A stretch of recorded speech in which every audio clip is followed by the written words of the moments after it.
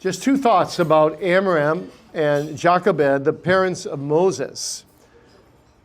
I want to stress, number one, that there's hope for our families from Amram and Jochebed's example. And hope for our families, for us and our children, and some of us, our grandchildren, despite wickedness and despite small beginnings. Those are the two thoughts I want to just get across to you. There's much more that could be said. I once preached a whole sermon on this, but there were more thoughts. I narrowed it down to two thoughts. Hope for the family despite wickedness and despite small beginnings. So think a moment with me about Amram and Jochebed. They're in the midst of enemies, the Egyptians at that point, and we have our spiritual enemies today.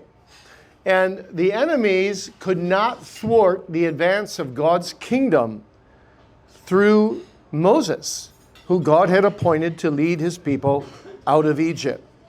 So God often advances Christ's kingdom through faithful and godly families. Meditate on the wise and miraculous providence of God, who orchestrated the right person at the right time, at the right place, for the deliverance of his people. Moses, Exodus 2. Consider the irony. The daughter of Pharaoh, the oppressor of God's people, hired Moses' mother, Jochebed, to care for her own son, the future deliverer. This is amazing. Muhammad Sabrako says of this, what appeared to be your ruination will be often your deliverance. So the enemies facing Israelite families were the enslaving Egyptians. Today we have all kinds of enemies challenging our families, not just radical enemies like, say, the LGBT movement or adultery or fatherlessness or pornography, but just the worldliness of the world all around us, trying to penetrate us and our own children's wicked hearts and our sinfulness. There's so many cards, as it were, stacked against godly child rearing. But here's the point. Trust God to accomplish his covenant purposes in your family through your own family faithfulness and even through the enemies of his people. That's the point. God can even use the Egyptians to destroy the Egyptians. For his plan of redemption is invincible. So despite wickedness on all sides, let us, like Moses' parents, fear God more than the governing authorities when they command us to disobey them. So second point, the father of Amram and Jochebed also offer us hope for the family despite small beginnings. The Lord used the little time Jochebed had with Moses to imprint the fear of God on his heart. Think about that. Those days, the child was weaned at the age of 3, maybe 4. And once he was weaned, she had to give him over to Pharaoh's daughter. Can you imagine what's going through Jochebed's mind when she gives her little boy over to Pharaoh's daughter? Will my son recognize me when he's older? Will he remember what I said, what I've told him about the Lord and his covenant? Will he forget his roots, his nation? Will he become thoroughly Egyptian?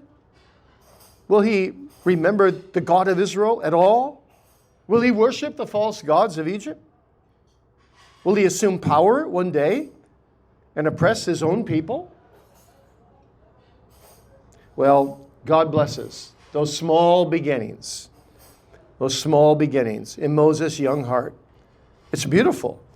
He knew the covenant God of Israel from a very young age. He feared him more than Pharaoh. He abandoned the pleasures and treasures of Egypt to embrace the reproach of Christ.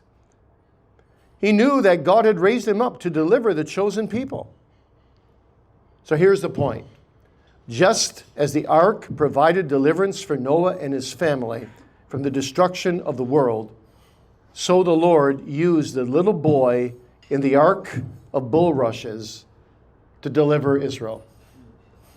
God can make a big deal out of things that we think are very small.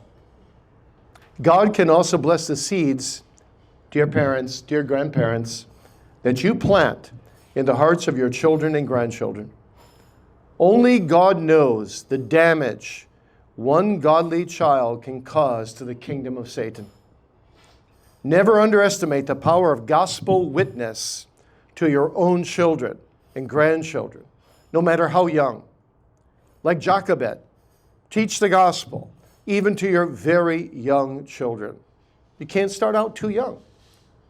Puritans used to say, even when your wife is pregnant, you should pray over that child in the womb. Raise up your children in the fear, in the nurture, and the admonition of the Lord. And press on, for your labor is not in vain in the Lord. Let us praise the God of impossibilities, who overcomes wickedness and blesses small beginnings.